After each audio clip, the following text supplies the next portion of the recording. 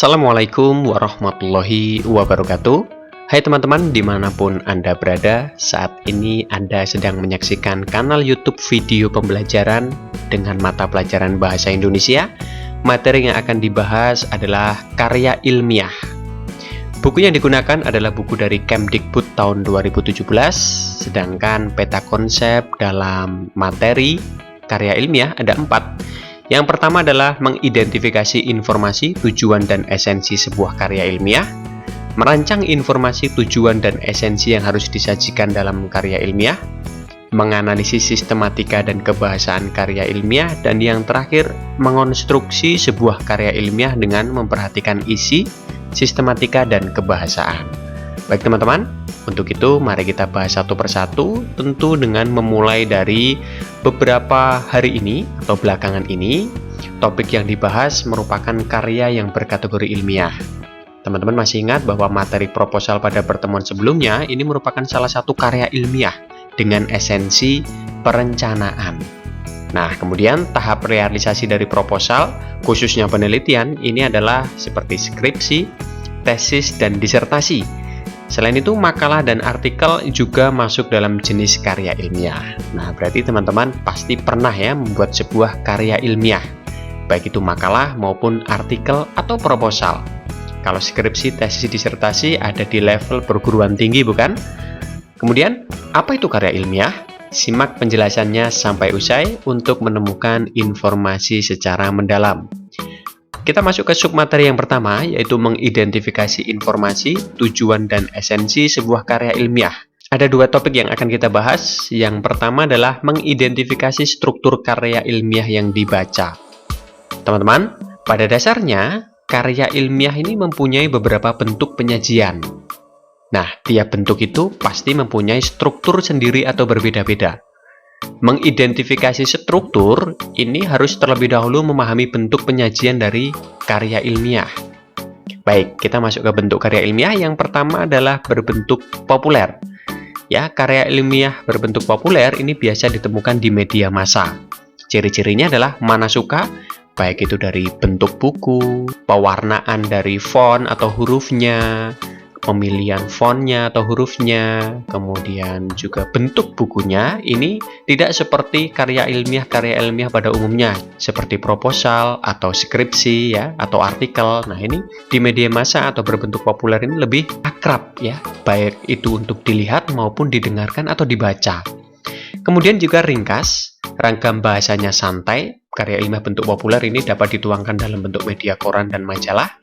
Kemudian topiknya akrab di telinga masyarakat, kalimatnya sederhana, konsisten ya, tidak banyak senda gurau, dan yang pasti non-fiksi, artinya bukan rekayasa. Karya ilmiah dalam bentuk populer ini teman-teman biasanya atau sering malah untuk membacanya, ya, seperti buku-buku yang memuat topik-topik mengenai pola hidup sehat, kemudian mengenai antariksa, otomotif, pertanian, olahraga, atau apapun itu ya, yang jelas topiknya akrab di telinga masyarakat, gambarnya menarik. Nah, itu adalah ragam karya ilmiah dalam bentuk populer.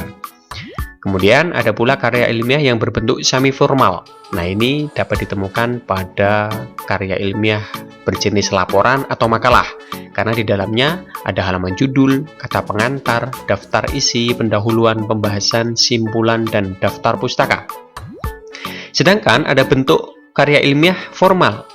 Artinya apa? Tentu terikat dengan kaidah akademis. Kaidah akademis adalah struktur sistematika yang memang telah dipersiapkan, telah ditentukan untuk diikuti oleh para pembuat karya ilmiah. Ya, ada judulnya, ada tim pembimbingnya, kata pengantar, abstrak, daftar isi, ada bab pendahuluan pustaka, metode penelitian, pembahasan, dan simpulan.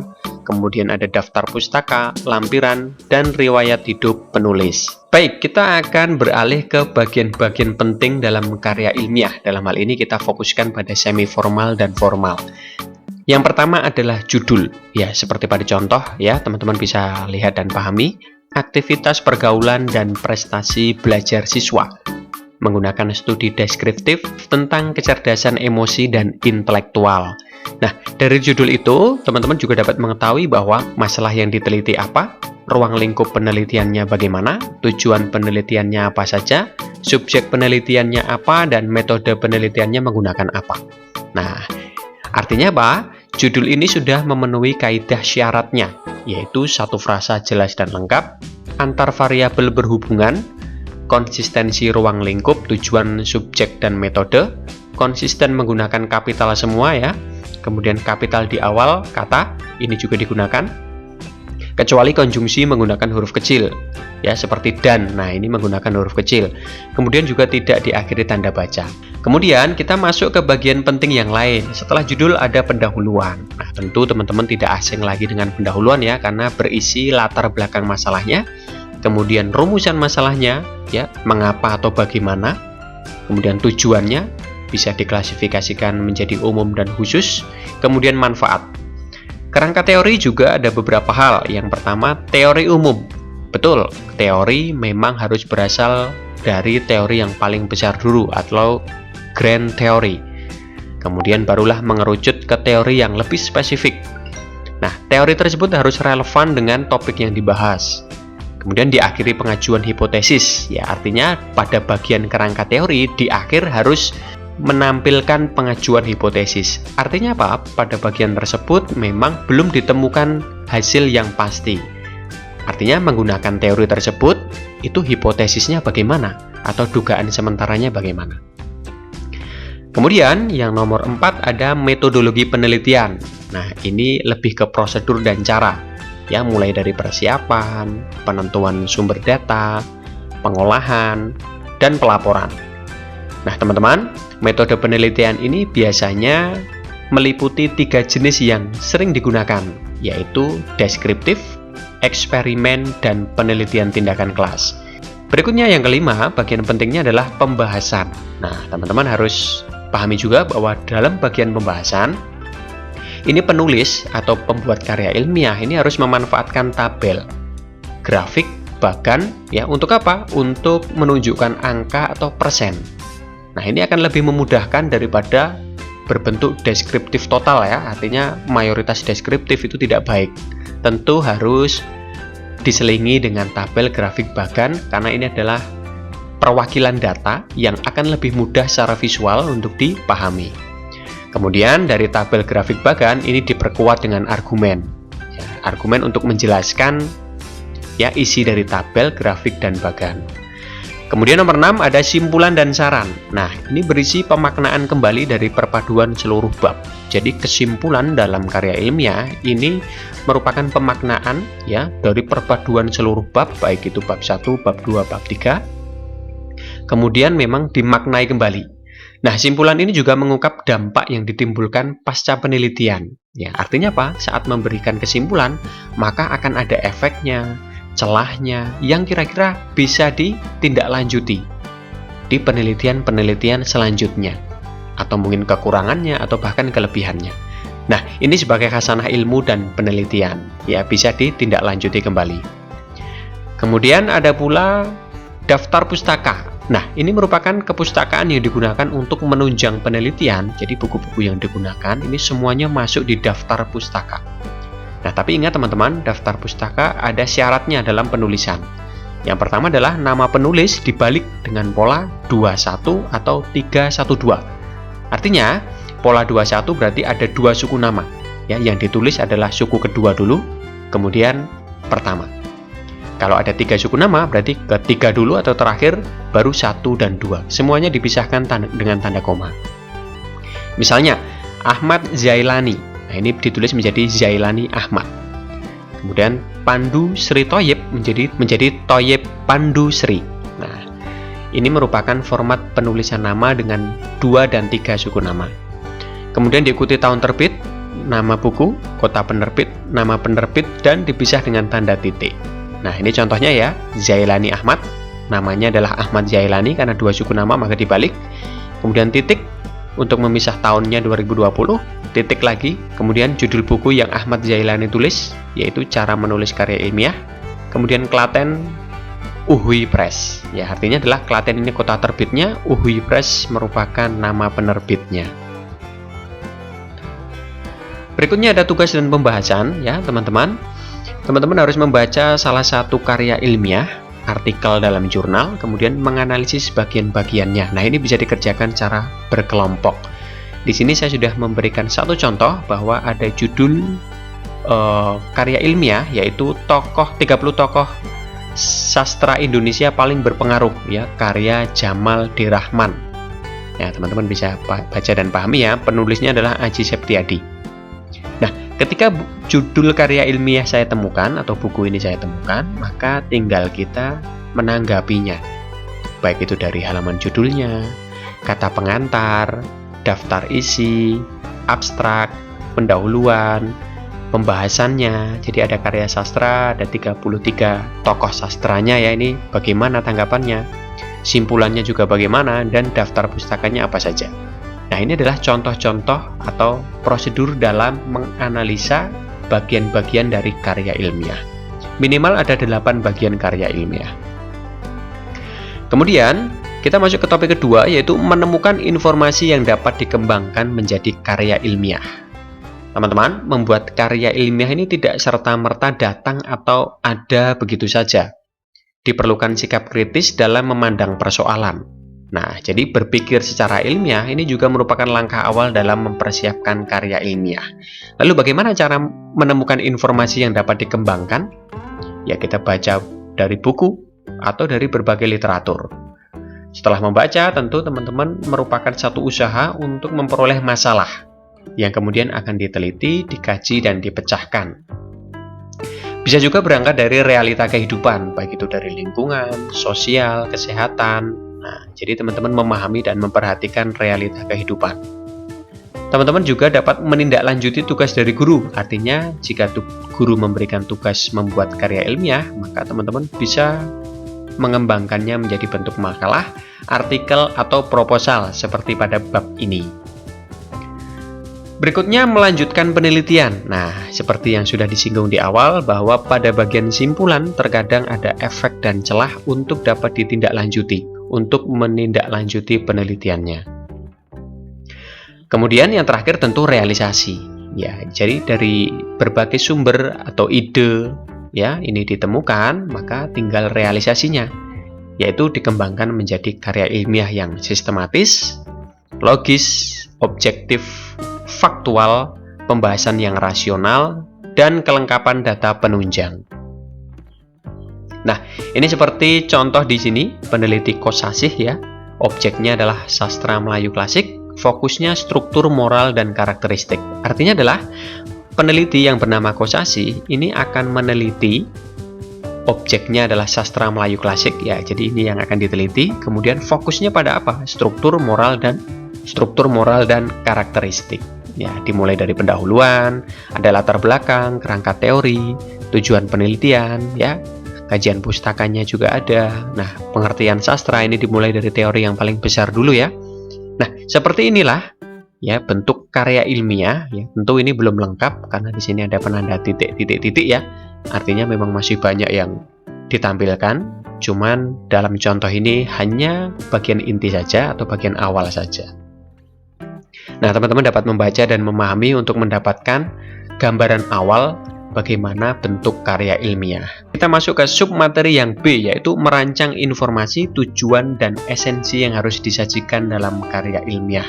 Dalam merancang informasi, tujuan, dan esensi, ada 2 topik yang akan kita bahas. Yang pertama adalah menentukan informasi penting dalam karya ilmiah. Teman-teman, perlu diketahui bahwa karya ilmiah ini memang harus dipublikasikan. Ya, karena apa? Karena karya ilmiah ini mengandung ilmu pengetahuan. Ya, kalau dipublikasikan ini akan menambah kekayaan intelektual. Bagi siapa? Tentu bagi khalayak umum. Nah, kemudian karya ilmiah ini memang umumnya harus dibicarakan dalam forum diskusi. Karya ilmiah ini dibicarakan dalam forum diskusi. Ya, artinya dalam forum diskusi ini akan membahas berbagai hal secara terbuka. Jadi akan dikomentari, ditanggapi, dikritisi, dan lain sebagainya.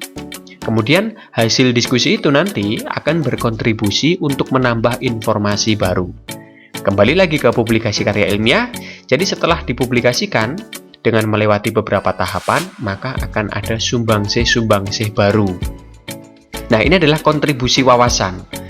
Ya, akan akan menambahkan informasi baru sehingga publikasi karya ilmiah nanti akan semakin baik, lengkap, jelas, dan minim kesalahan. Nah, ini ada tugas teman-teman ya, secara berkelompok. Ini bacalah sebuah karya ilmiah. Teman-teman akan menentukan masalah-masalah pokok yang ada di dalamnya. Nah ya, untuk tugas pertama ini ada contoh dari judul artikel dalam jurnal yang berjudul Analisis Kesalahan Berbahasa dan lain sebagainya ya. Nah, ini merupakan artikelnya. Kemudian setelah ditemukan, maka selanjutnya adalah diuraikan hal-hal pentingnya, baik dari abstraknya, pendahuluannya, metodenya, sampai daftar pustaka. Jadi artinya artikel dalam jurnal ini berisi abstrak, pendahuluan, sampai daftar pustaka ini. Nah, ini adalah hal-hal penting yang perlu diuraikan. Ya, yang diuraikan adalah hal-hal penting juga. Nah, kemudian tugas yang kedua adalah teman-teman melakukan diskusi, ya. Kemudian mempresentasikan makalah tersebut secara bergiliran. Ya, artinya adalah teman-teman dari ini tadi, ya, dari judul artikel dalam jurnal ini teman-teman memberikan gagasan atau saran. Ya, contohnya di sini adalah Sumarwati memberikan gagasan atau saran seperti ini. Ya, teman-teman bisa fokus pada umumnya organisasi tulisan dalam karangan siswa ini masih nampak penalaran bahasa yang kurang logis. Nah, ini menurut Sumarwati. Kemudian beliau juga menyinggung mengenai ternyata yang diteliti adalah 4 aspek, yaitu ejaan, diksi, kalimat, dan paragraf. Nah, ya, seperti itu. Jadi cara untuk memberikan gagasan atau saran tentu sesuai dengan apa yang telah disampaikan di jurnal. Jadi apa adanya saja. Yang kedua adalah menyajikan hasil karya ilmiah dalam bentuk diskusi. Ya. Jadi yang disajikan adalah hasilnya, kemudian hasil karya itu nanti didiskusikan. Nah, diskusi tersebut dapat kita ambil dalam kategori seminar. Ya, seminar tentu dipimpin oleh moderator, dibantu oleh sekretaris, membahas mengenai tema diskusi tertentu. Nah, seminar ini nanti dihadiri oleh pemakalah 1, pemakalah 2, dan pemakalah ketiga atau lebih dari 3. Pemakalah di sini adalah ahli pada bidangnya. Jadi jika temanya adalah mengenai kesehatan, maka pemakalah yang hadir tentu relevan atau memang ahli pada bidang tersebut. Ya, kalau bahasa juga ahli bahasa. Jadi menyesuaikan dengan tema. Jadi pemakalah di sini memang sesuai dengan tema yang dibahas. Kemudian bertugas menjelaskan dan memberikan solusi melalui makalah. Ya, jadi pemakalah-pemakalah di sini memang hadir dengan membawa makalah sesuai dengan tema seminarnya. Nah, kemudian makalah ini disampaikan secara lisan. Jadi tidak makalah itu nanti dibaca oleh peserta ya, tapi memang disampaikan secara lisan. Nah, penyampaian tersebut harus memanfaatkan media-media yang mudah dipahami. Salah satunya adalah PowerPoint. Jadi, isi dari apa yang disampaikan pemakalah dibuat dalam bentuk bagan-bagan. Misalnya seperti ini. Ya, zat besi ini penting untuk bayi, penting juga untuk ibu hamil. Ya, jika kekurangan zat besi, nanti bayinya bisa abortus, prematur, atau bahkan kematian. Nah, ini adalah cara pemakalah dalam menyampaikan makalahnya ya secara lisan menggunakan media PowerPoint agar tidak membosankan. Kemudian diikuti oleh beberapa peserta. Nah, peserta-peserta di sini akan menanggapi, bertanya, menambahkan, mengkritisi ya mengenai apa yang telah disampaikan oleh para pemakalah. Contohnya di sini ada seminar dengan topik dan tema sastra dan nilai karakter. Ya, katakanlah Aji sebagai moderator dan Eva sebagai sekretaris. Kemudian pesertanya ada Alung, Lena, Kinan, dan Risma. Mungkin ada banyak lagi, tetapi yang disampaikan hanyalah ini. Kemudian pemakalahnya ada Rama, Esa, dan Akmal. Salah satu dari pemakalah akan menyampaikan hasilnya atau pendapatnya melalui makalah ya mengenai sastra dan nilai karakter. Ya, seperti di sini, ringkasannya ada di sini, teman-teman bisa baca dan pahami. Nah, setelah salah satu dari pemakalah menyampaikan ringkasan, maka peserta disuruh untuk menanggapinya. Contohnya di sini adalah Risma. Ya, jenis tanggapannya yaitu menambahkan isi dan jawaban pemakalah. Nanti teman-teman bisa baca sendiri. Nah, ini adalah prosedur cara dalam menyajikan hasil karya ilmiah dalam bentuk diskusi. Baik teman-teman, kita akan berjumpa kembali di video berikutnya. Salam pemerhati pemaham, merdeka belajar. Terima kasih. Wassalamualaikum warahmatullahi wabarakatuh.